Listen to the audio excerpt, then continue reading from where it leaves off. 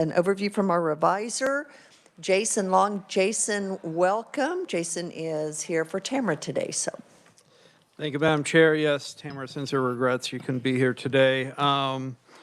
So Senate Bill 458 amends one statute, KSA 72-5170, regarding state-wide assessments.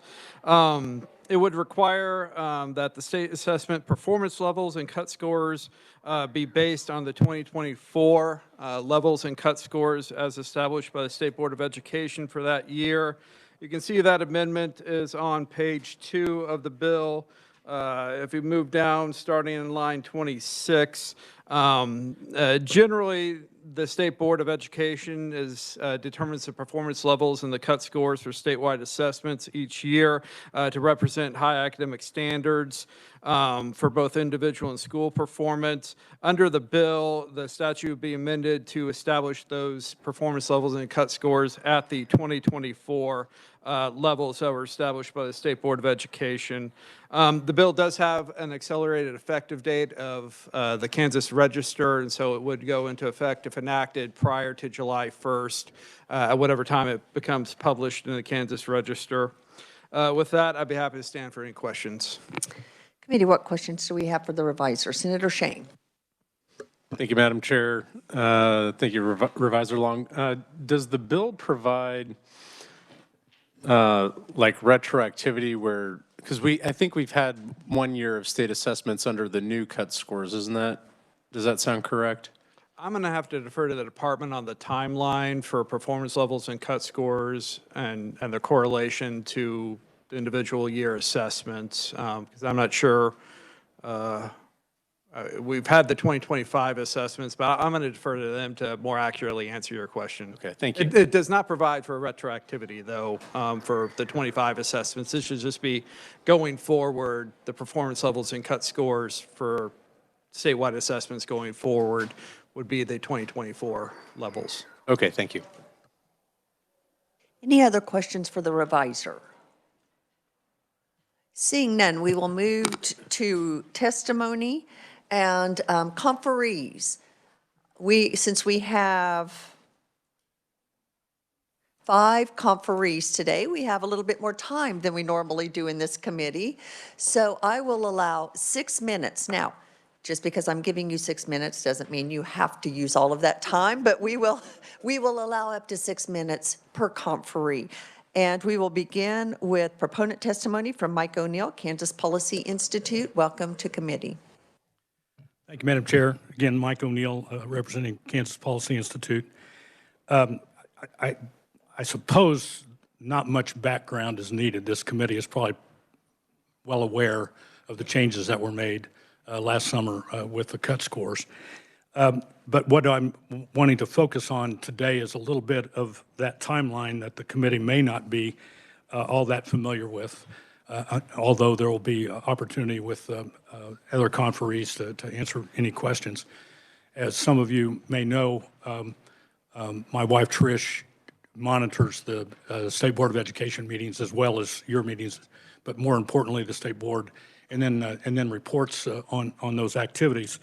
And at first, when she became aware that there was a look at doing new cut scores, she was actually hopeful because of the things that were being said.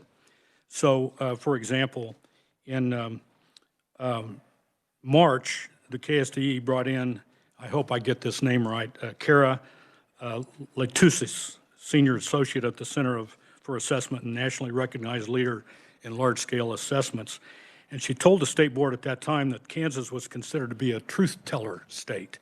And by that she meant our assessments were closely aligned to NAEP, the National Assessment of Educational Progress, widely regarded as the gold standard in testing, and that Kansas could take pride in that alignment with NAEP. So that was in March. Board members were told that when the teacher panelists set new cut scores, they would be able to see where NAEP scores would likely fall. They were assumed that there would be room for adjustment. They were told the panelists would review their decisions against NAEP data and against prior Kansas assessment results to ensure alignment. And then in May, Assistant Director of Standards and Assessments emphasized publicly that NAEP is the benchmark. She stated that NAEP has set itself up as the gold standard in testing and that panelists needed to examine NAEP results to determine whether Kansas was, quote, in line with where we think we should be, end quote. Also, Commissioner Watson at that time explained that other states were lowering their state tests to show more students as proficient simply by moving the bar. So up to that point, we were fairly confident that what we were going to see was going to stay aligned with NAEP. But that is not what happened. In fact, they went 180 degrees off of what we thought they were going to do. In July, the Department of Education presented new cut score percentages. These scores, determined by an assessment team, established new boundaries for 4 academic performance levels. And under the new assessment and recalibrated cut scores, statewide 8th grade ELA proficiency, for example, rose from 22% to 40% overnight, literally. That dramatic increase did not reflect a sudden leap in student learning. It reflected a change in the scale and the performance level cut scores. And board members were told that rigor would not change, only recalibration. So the director, assistant director of standards and assessments who had testified in May said, quote, it's not reducing expectations. It's more an accurate reflection of the expectations we have. Let that sink in a minute. So, if they're not reducing expectations, does that mean their expectations were always lower, and now we are reducing the standards, or not the standards, the curriculum standards, but the testing standards to reflect those low expectations? I honestly hope that that's not the intent. When a board member asked whether we would be able to track longitudinal data, she was told that there would be an asterisk, noting that cut scores had simply changed in 2025. You'll hear about concordance tables. The testimony talks about what those concordance tables are. They are definitely not what the legislature has expected in terms of longitudinal tracking of student progress. That, incidentally, it's not an amendment, it's not a statute that's amended in this bill, but keep in mind that we do have 725178 that contains the legislative directive and intent on longitudinal tracking of student progress, which now is fundamentally impaired by the new cut scores where we can't measure from year to year in an accurate way. And incidentally, this has been longitudinal tracking of student progress has been something that the legislature has wanted for years and years, even going back to when I was in the legislature eons ago. And we have been frustrated, you have been frustrated in your efforts to get longitudinal data on Johnny and Susie's progress through the grades ever since. I'm not saying that was intentional or unintentional, but it's just a fact that we have not been able to successfully track longitudinally. And this is a problem that the new cut scores present. Several states, ironically, several states have been doing this, and their rationale for doing it sounds eerily similar to what Kansas is explaining, is that the way we were doing this has been out of alignment. It's been misaligned for years. That's a direct quote from one of the experts.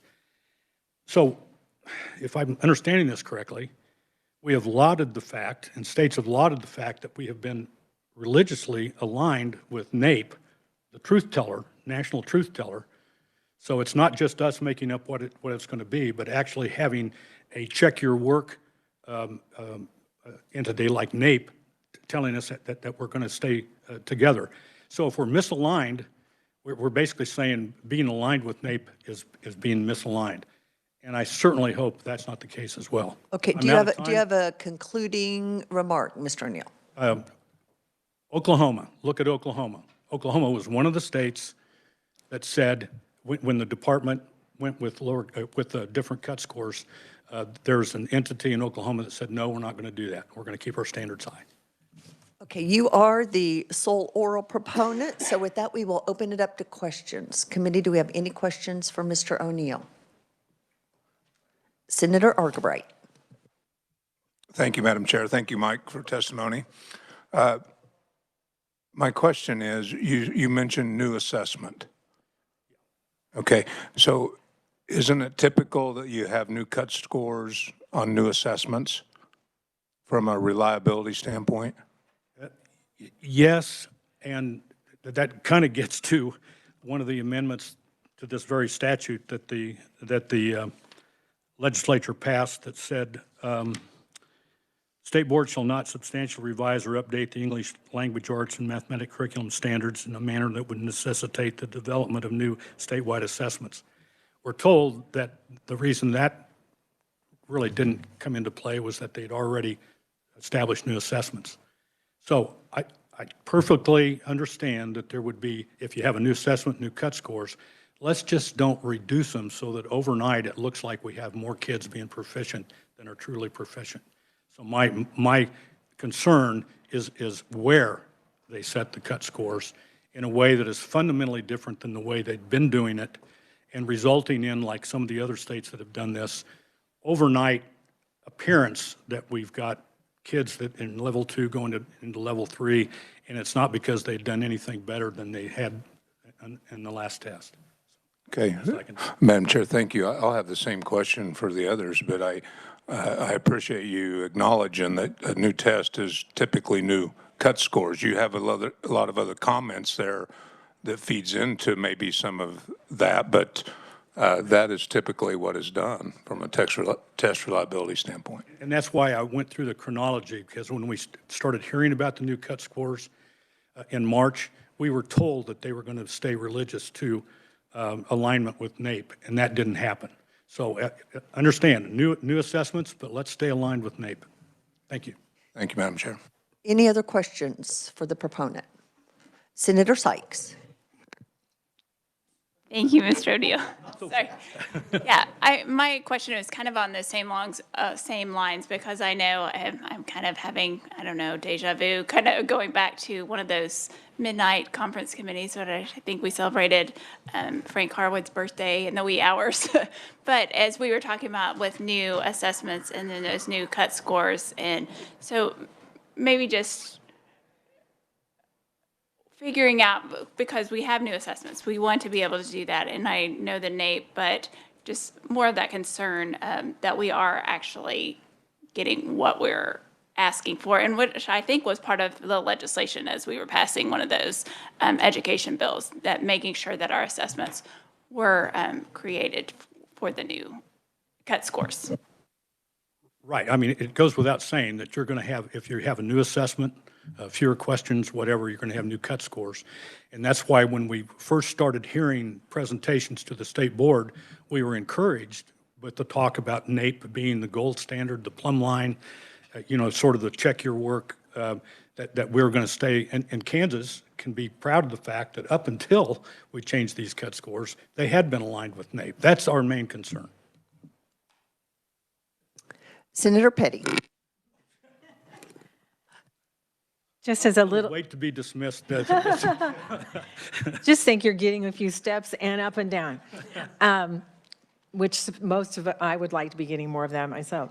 You keep mentioning NAEP, but I also thought that I understood that our assessments were aligned with our state standards. Is that correct? Yeah, and they're not mutually exclusive. I mean, we want our standards to be rigorous. That's what the legislative expectation is. And we've also stayed true to being aligned with NAEP and their definitions of proficient and basic. And what we're basically looking at now is not staying with NAEP proficient, but NAEP basic. And I think that is not, I don't think anybody really wants to be basic.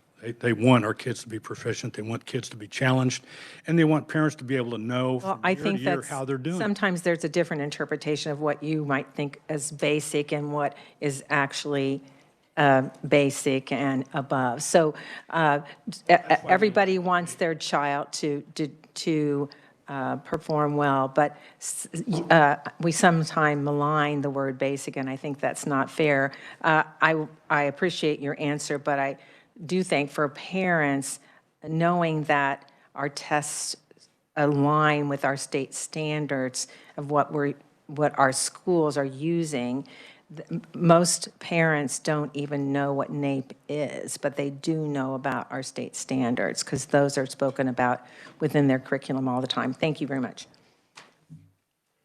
Anything else so we can allow him to truly sit down? Any other questions for the proponent? Seeing none, thank you. Thank you, Mr. Arnett. Okay, we do not have any neutral testimony, so we will move to opponent testimony and start with Jim Carl-Skint, United School Administrators, and we will hold questions until all of the opponents have gone. And Mr. Carl-Skint, you have 6 minutes. Thank you, Madam Chair, and good afternoon, committee. I've seen you a lot this week.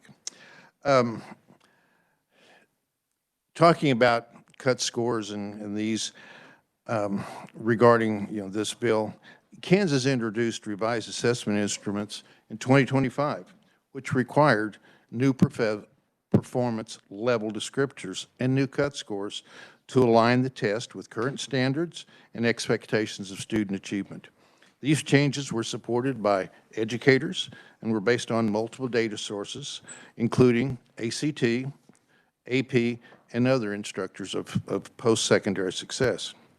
Kansas educators, teachers and administrators and others have worked to ensure its proficiency standards align with national measures such as NAEP, which you've heard quite a bit about today, college readiness indicators requiring future performance levels to remain at 2024 levels could decouple Kansas assessments for national norms. This could lead to misleading comparisons across states with post-secondary attainment expectations. And teachers, well, for test scores to be valid, assessments to be valid, teachers need to depend on based on the current curriculum and the current standards because they do change. And we had to create a new test it started being used in 2025. But it was the standards, it was based on the standards, and things change. I don't want to beat a dead horse or anything, but it's hard to make those, to use old cut scores with new standards, what are in place or what are being put in place. So it's hard for me to understand why we want to keep the 2024 cut scores with new standards and new tests. I know that people, educators work hard to improve kids, improve the academic scores for kids.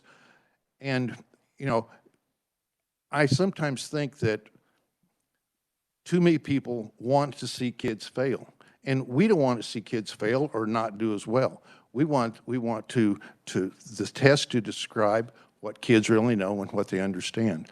So, I would urge this committee not to move back to 2024, cut scores, to keep them at 2024 cut scores. Let's move forward like the tests that we have and the standards that we have. So, there'll be others people to follow me, but I'll be happy to stand for questions when the time comes. Thank you. Thank you. Next, we have Shannon Kimball, Government Relations Specialist with the Kansas Association of School Boards.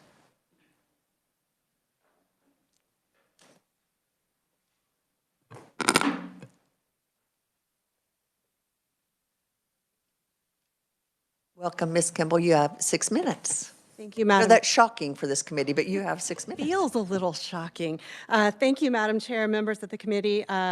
Shannon Kimball, Government Relations Specialist for the Kansas Association of School Boards.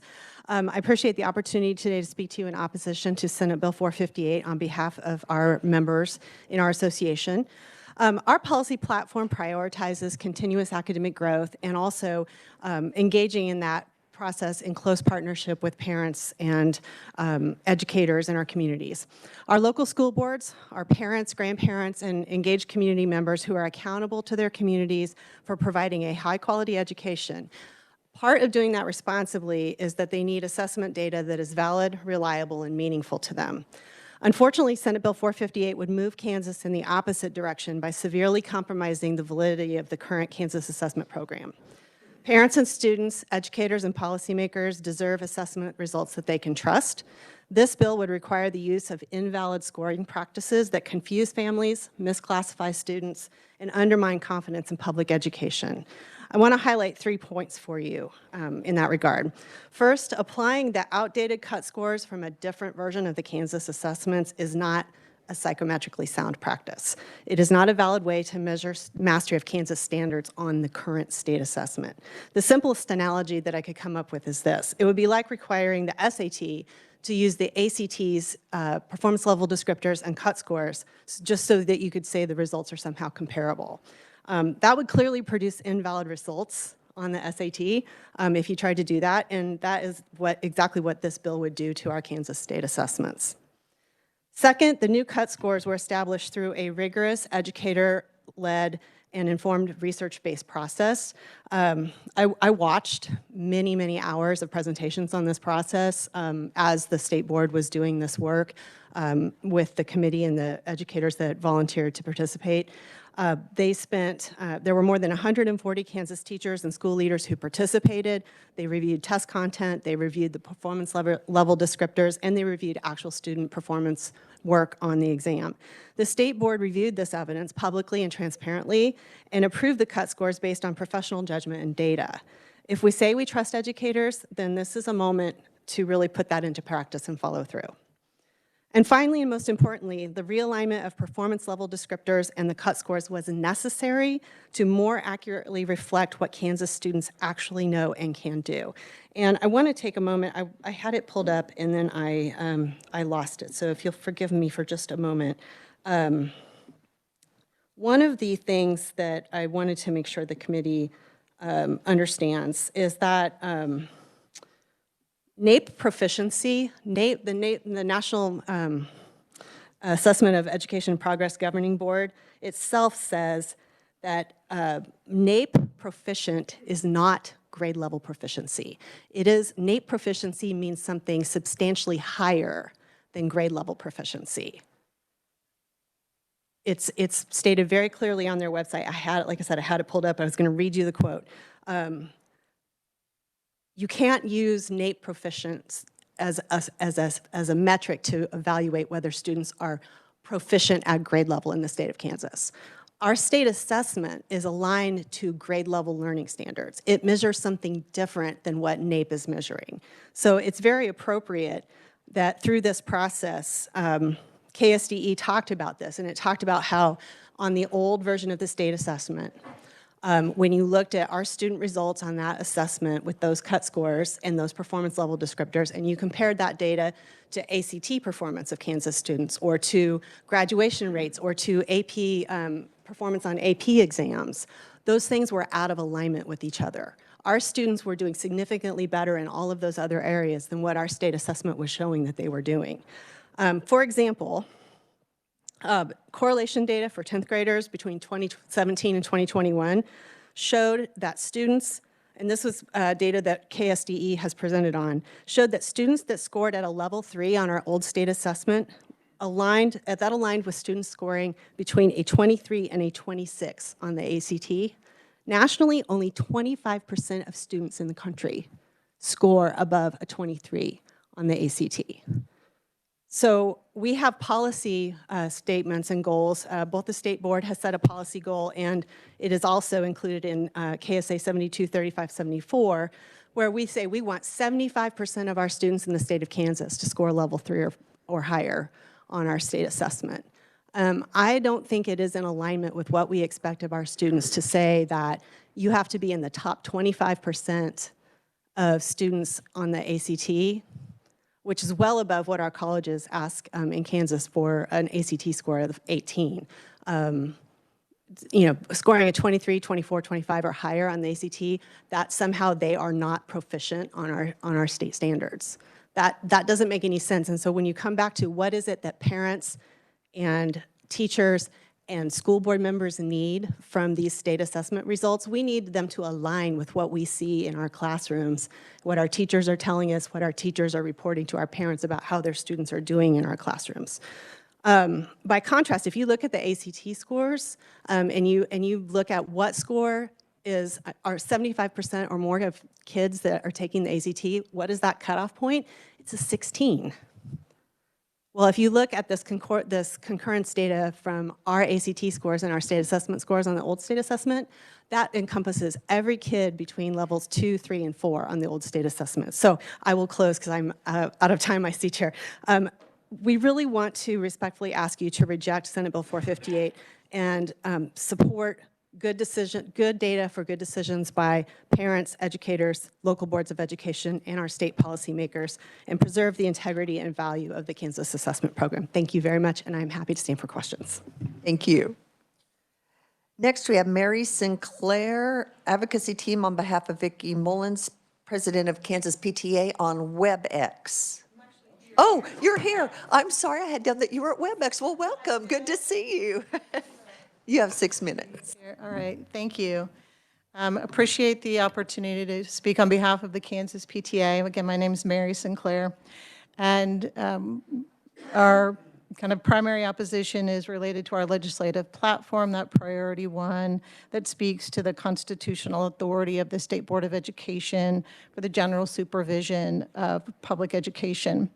And while Kansas PTA has continued concerns regarding there's the kind of disconnect between the State Board of Education's aspirational goals for public education, which we support, but that disconnect between the associated state funding levels to meet those aspirational goals.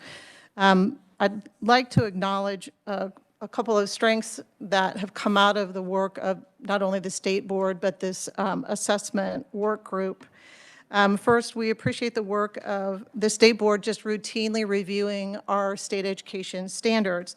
That gives confidence to our educators and what they're asking our students to be able to do and to know upon graduation is relevant. So that built-in annual cycle of reviewing, what do they need to know about math or English language arts? So that's really important. And then that our state assessments then reflect what we're asking our kids to be able to do is critical. So this issue of a periodic review and update of our state assessments aligns with the state standards. They all follow. And so we appreciate the work of the assessment group that came up with the concordance tables, so that allows statistically for longitudinal data to continue. So that's not a challenge statistically. We also want to recognize the work that was done most recently from this group on really strengthening the accuracy. Any test is going to be an estimate of what kids know and can do. And so the work that this group did in particular around improving the accuracy of the state assessments, I think was very powerful. In 2015, when the standards were set initially off of that test, we didn't have all the data that Ms. Shannon Kimball referenced, all the predictive data. So they were making estimates, and they estimated high because we have high aspirations. And what we learned in that 10-year interim is that our state standards were underestimating what our kids could do and what they knew. And so this group of teachers that are very knowledgeable about our state standards and very knowledgeable at grade levels of what the different levels of performance mean, they were able to then test their cut scores based on actual data to give us a sense of whether these students are meeting those aspirational goals or making progress towards those aspirational goals. So I appreciate the work of improved accuracy. If we were to dismiss the use of the current cut scores, it would make our state assessment data meaningless. We would kind of lose all accuracy and validity of those scores. So I'm not sure how that would even work for our state assessments. And the other part I just wanted to say, kind of a shout out to the State Board of Education. They provided a lot of resources this round on if you go to the State Board of Education or the Kansas Department of Education, the Kansas Assessment Program, there's a list of resources. So as parents, we can look up every grade level for every test, and you'll see that if you go into those resources, we know, based on very clear descriptions, over 70% of third graders can not only read, but can identify themes in different texts, differentiate fact from opinion with supporting evidence. That's one of the performance level standards for kids level 2 and up. We also know that 70% of 8th graders can not only do math, but they can solve multi-step linear equations. Again, it's information there that's on your performance level descriptors. It makes it very meaningful to parents. So I'll leave it at that. Thank you. Thank you. Our final opponent, oral testimony, is Kathy Hopkins, Legislative Liaison for the Kansas State Board of Education. And I don't see Kathy, so I'm thinking she is on WebEx. Are you there, Kathy? I am. Do you see me now? Yes, welcome. You have 6 minutes. Thank you. And obviously didn't expect 6 minutes, was working for 2, so trying to pivot from there is going to be interesting. Thank you, Chair Erickson and members of the committee for allowing me to speak today. It's a great opportunity to stand before you to talk, or sit before you to talk about the work of the State Board and the department regarding state assessments. I've listened to the other proponents, or the other opponents, I should say. So I don't want to kind of go through my spiel and just give you repetitive information. They did a really good job. And so in my little bit of time to try to pivot a little bit, it won't flow very well, but I'm going to try hard, okay? As a board member during the process of the new assessments, I went into my district and I spoke to teachers and administrators to make sure I understood. So I went kind of on my own fact finding. And I asked firsthand, the whole need for the new assessment. And everything you've heard, I heard. Inconsistencies. They didn't see in the classroom what they would then end up seeing on an assessment, and it was very difficult and frustrating to them. The vote for the new assessment development was taken in November 2019 because those inconsistencies had been seen by the educator field. We are really we want a clear sense for educators to teach students, and a tool in the hands of parents to better grasp their students' educational needs and achievements. Right now, we have constant ongoing conversations, work, and research with program piloting as well to find even better ways to measure student learning throughout the year so we can see their success and their needs. And that will benefit everyone, most importantly, educators, students, and their families. While this will take more time to fully play out, it is very real work in progress. Sorry, again, trying to kind of pivot with everything. As has been spoken, everyone involved was very diligent in their work on this new assessment since the vote was taken in 2019. Through the process of the whole thing, there was over 750 experienced and dedicated educators, agency staff, and other professionals involved in every aspect of the work from start to finish. So I'm going to take the little bit of extra time that you've given today, and I want to talk about the work of the State Board and the department to support districts for school improvement within our KISA, our accreditation process, with the 4 fundamentals, which are structured literacy, standards alignment, balanced assessment, and quality instruction. Along with that, the state board goals are supporting quality leadership development, policy and regulation alignment that benefits, not burdens, educators and districts is the focus of the State Board and the department. In the last 3+ years that I've been on the board, I have seen so much work being done toward, and I've been able to be involved in those accreditation days, what we call school improvement days, where the districts are coming together and they're collaborating. I was yesterday at a JAG-K event where we're seeing how different things are happening at our high school level and constantly working toward that goal of improving and helping develop skills for our students. We have the letters going on with our educators well, actually structured literacy, letters being one of those things in the training process. And we've had before the board literally a music teacher and a PE teacher who were telling us how they took that training and incorporated it while they collaborate with their the classroom teachers in their buildings, and they're using it to further add to the education of those kids. It was outstanding. So you've heard some really great information. I so appreciate the people before me. So again, I don't want to just repeat what they've said, but I want to take the time to highlight all the work that I am watching and am honored to be a part of as we work so hard on constant continuous school improvement. The new assessment was made to be absolutely for the standards of our curriculum standards and have a very clear targeted approach. We had educators, and it was something that I really took into account when I heard that there were 141 educators that came together for those cut scores, the setting of those cut scores. And in the past, they actually had struggled to get all of them there. But for the first time ever, they had people, they were so there, so prepared, so on it.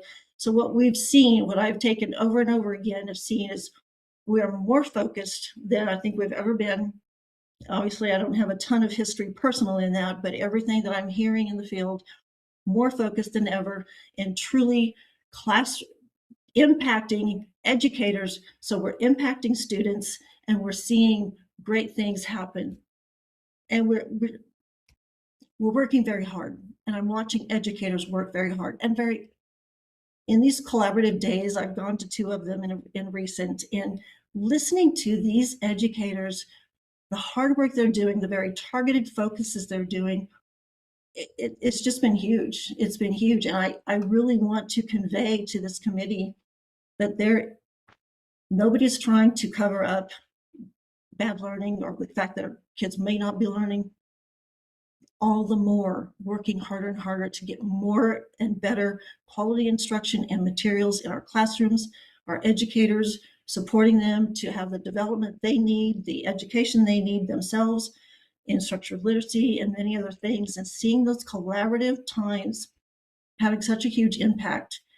The new assessments were made out of the field of what was given as feedback, the cut score, the indicators for proficiency were taken all into account, not to lower anything, but to truly align and to keep our expectations high. But Ms. Hopkins, I'm sorry, your time has expired. Do you have a concluding comment?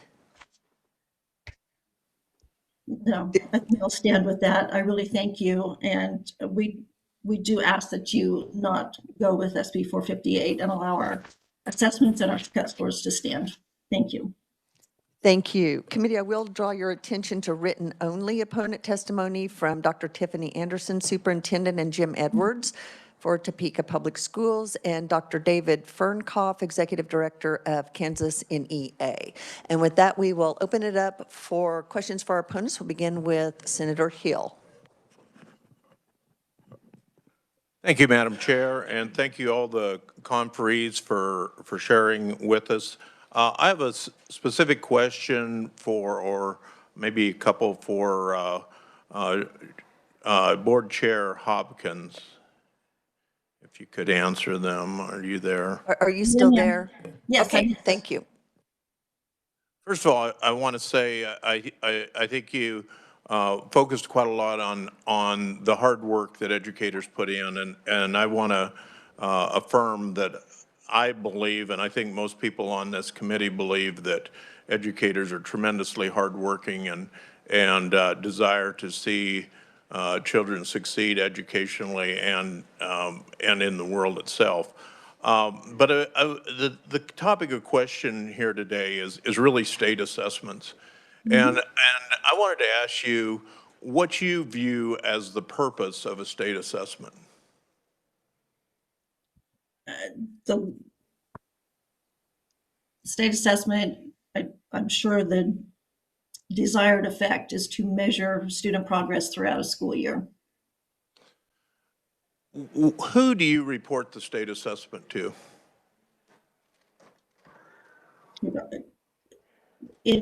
Okay, I'm not sure if I understand your. By law. by law to the federal and the state, right? And who requires the state assessment by law? The federal government and the state government. Actually, it's in state statute. Right. The state assessment is. What were the standards in 2024? The standards, Yes. the curriculum standards. Yes. I'm sorry, you're asking me to be able to say what they are? Were they the new standards or were they old standards?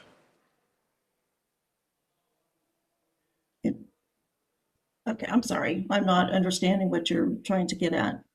Well, I'm just looking at the state law that says the state assessment will be developed off the standards in place in 2024. Well, the state standards. I was wondering if that was. The process started in the vote 2019, so probably 2020. The process started in 1994. So the process of state standards and state assessments, but the statute specifically says that the state assessment will be formulated off of the standards in place in 2024. I can read it. I have it on my computer. I could read it to you if you want to. I understand that, but we know that the vote was taken from the state board in 2019 to develop a new assessment. That is a very long and ongoing process through several years. 21, 22, 23. I mean, like it is a very lengthy process, and it took us, I think it was 10 whole meetings just trying to get a full process understanding to the state board of everything ongoing so that we knew what we were talking about in the fullness of it, because obviously we have new members coming and going every 2 years. So the start of that would be my point, sir, is that it began well before anything was written into statute. And I believe strongly and sincerely that it began because it was based on what was coming from the field as was previously testified on. So the process was already very much ongoing from 2020 on. So I just want to summarize what you're saying then. So the state assessment that was required by the legislature was funded by the legislature and described by the legislature, and the legislature designated what standards it would be based off of. And all of those things you were fine with until you got to what standards it would be based off of. And then you decided, I mean, not you, but the board decided that that portion of statute could be ignored. Well, like I said, the whole process began, 4 years or so before? I think the process of school improvement started way before that. I'll ask one more question, and then I will we'll get off of here. Let somebody else ask a question. But what is the contract? What exactly? How many dollars does the State Board of Education spend on state assessments? I believe it's in the neighborhood of $6 million a year. I'm sorry, I couldn't hear that. I believe it's in the neighborhood of $6 million per year. Okay, thank you. Senator Gossage. Thank you, Madam Chair. Along those lines, my question was, it was mentioned in testimony that state standards changed, so it warranted a state assessment change. Am I thinking of that correctly? This is for Kathy Hopkins. Honestly, my understanding, and I'm not telling you I have the fullness of all of it. Like I said, I've been on the board 3+ years, but everything that I have learned and pulled from is that the assessments changed because the field asked for it. The standards are always an ongoing reviewing process. And you said the field asked for it. What's the field? Educators. I'm sorry, when we say the field, I tend to grab a hold of the terminology, I get around it. The educators, the teachers, the administrators that we hear from. And they asked for a different assessment, for a new assessment. Their feedback was that they were frustrated with the one we had because it was inconsistent when they would get what they knew was going on in the classroom versus what they would then see on an assessment score at the end of the year. So am I right in thinking that they felt like students were performing better in the classroom than they were performing on standard testing? Yes, ma'am. Okay. So then another question I have is, and I have three, if that's okay, Madam Chair, and that is to know whenever we're putting in a lot of money with state taxpayer dollars, and education's very expensive. I'm a former classroom teacher, I get that. But we want to look at the evaluation of any program for proficiency. We're spending all this money. How is this program doing? Are we showing proficiency with our students? We would all want to know that. But to be able to compare standards to mastery level, it's very difficult to do that if we're seeing, I can remember as a classroom teacher thinking, Johnny's really struggling to read. He's on a second grade level in my sixth grade classroom. We're doing everything we can to try to take him where he is and move him as far as he could go. But I only knew how this was really going to show up on a standardized test. I could see how he's performing in the classroom. I could see that his reading was improving. So it appears to me that purpose of not only as a classroom teacher, but as the public, is we want to compare skills mastery, not only from student to student, how are they better than they were last year, how much have they improved, but in the classroom that's very helpful to the teacher, but also building to building, district to district, state to state. How are we compared with, how does Kansas compare with national proficiency? Do we feel like our state model does that?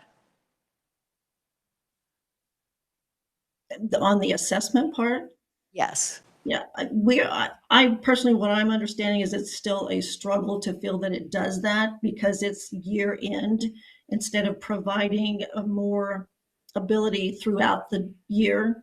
So I mentioned that we have this ongoing research and program piloting for a different way of measuring because it benefits teachers more if they can see something throughout the year as they're teaching instead of a one-time test at the end of the year, which has a lot of things that can come into play for everybody when you're taking that one moment of snapshot of time.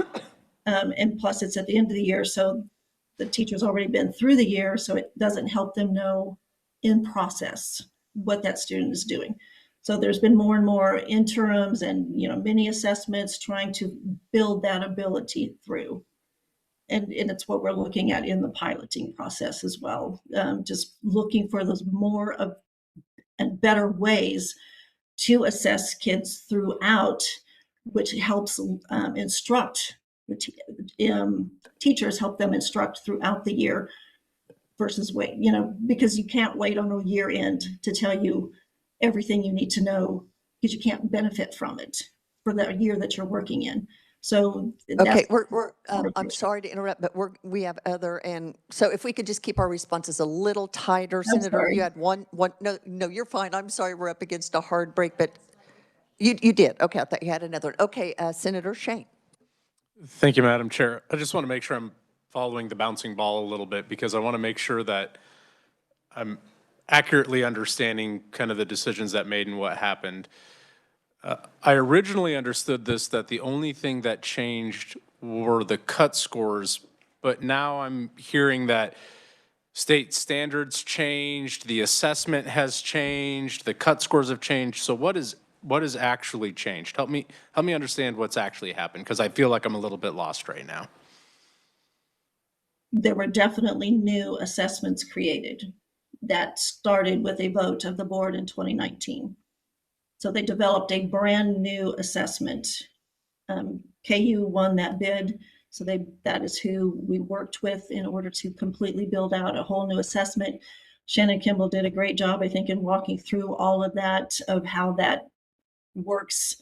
We had multiple months, I think it was about 10 months of every part of the process to understand what it takes to get brand new test items created. And like it was previously said, well, then you must have new cut scores based on. The new test is shorter than the previous test. The accuracy level is pinpoint between test questions. It's very slim margins.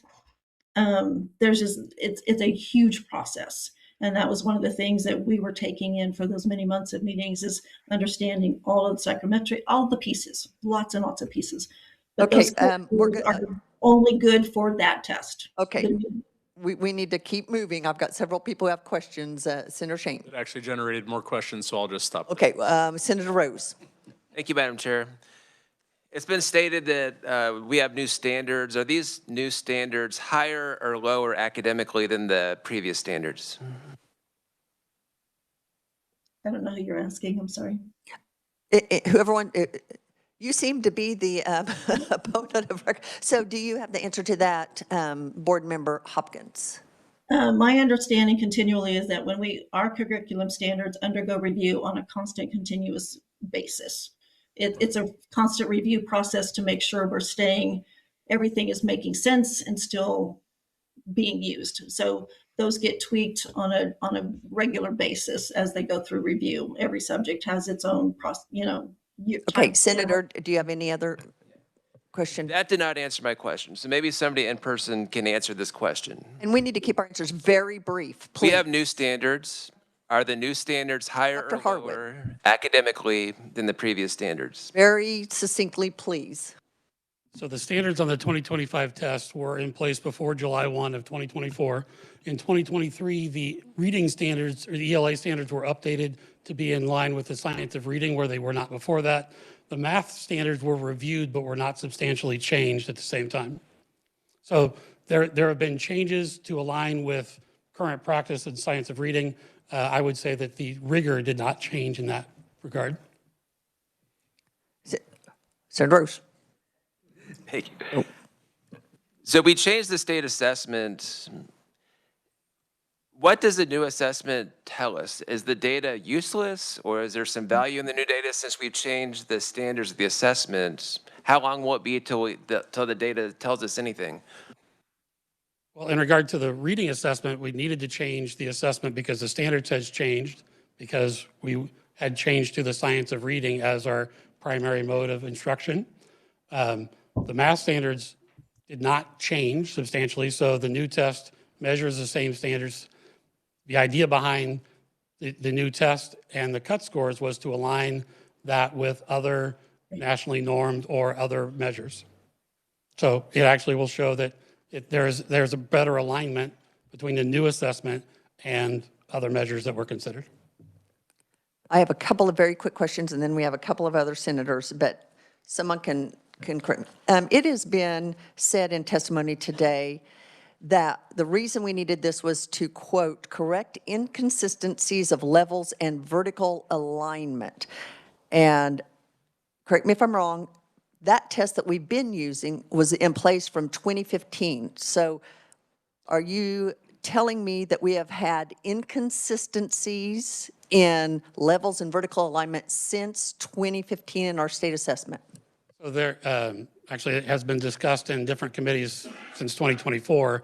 When you look especially at the fourth grade, there was not good vertical alignment between third grade and fourth grade, where you would see significantly higher performance in fourth grade and it would go back down in fifth grade. So that would be the vertical alignment part that needed to be adjusted. Gotcha. Why did it take 10 years? We had 10 years of an assessment. And my next question is, since 2015, we've had this issue and we didn't address it for 10 years. My next question is, was Gannon based on state assessments and the results of a state assessment that had inconsistencies? So at that point, no, because that test had just started, so those inconsistencies would not have been apparent Really? by that time. That's not what the Supreme Court said. It was in large part based on state assessments and specific populations that were scoring low on a test that we're being told has inconsistencies. I will go ahead and turn it over to Senator Thomas and Senator Sykes for the last two questions, but we've got to hurry. Sorry, guys. But not at the same time, right, Madam Chairman? Okay. No, I wanted to answer Senator Gossage's point earlier. Actually, Kansas nationally ranks still in the in the middle to low tier nationally in the 30s and 40s, despite, quote, above average spending.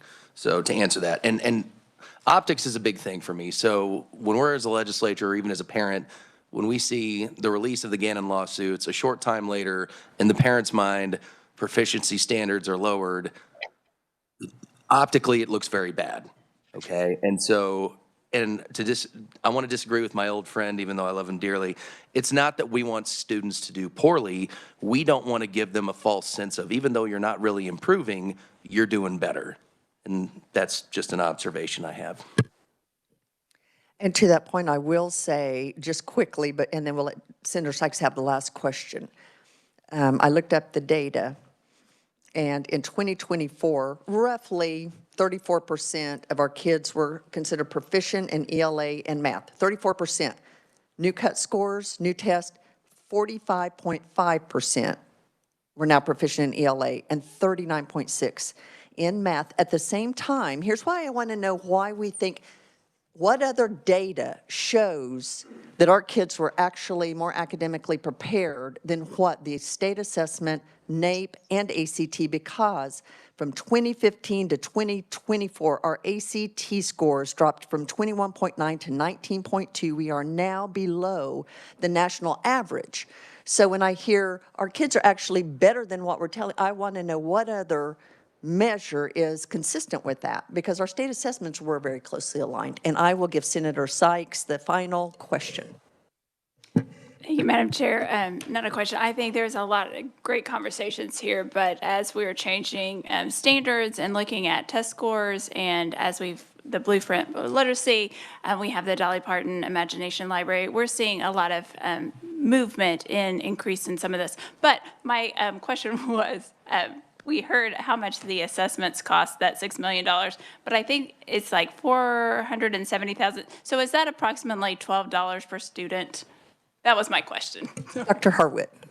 So, I mean, if you look at it completely, it's about $14, but that also includes the KELPA, the DLM, which is for special education, and the SGF portion of that is $1.4 million. The vast majority of the state assessment is paid with federal funds. Thank you. That was just a big number, and I thought as we kind of frame it. Thank you. Okay, I do have a follow-up on Senator Sykes' question. That was $6 million. What was the cost of the contract to develop the new state assessment with KU? The contract that happened in 2019 was a combination of continuing to administer the older test while developing the new test. And it was how much? So that roughly $6 million was to cover both of those as it progressed through. And so now that cost will go down now that they're developed? So our contract is a similar amount with KU at this point. And who developed the test that was considered inconsistent with standards and alignment? Who did that 2015 test that was misaligned for 10 years? It was also through KU. Thank you. Okay. Thank you, committee. I wish we need to be an hour-and-a-half committee. I'm just going to say that right now. But thank you so much. And committee, we'll close the hearing on that bill. We will be meeting Monday for a bill hearing. So just wanted to draw your attention to that. With that, we are adjourned.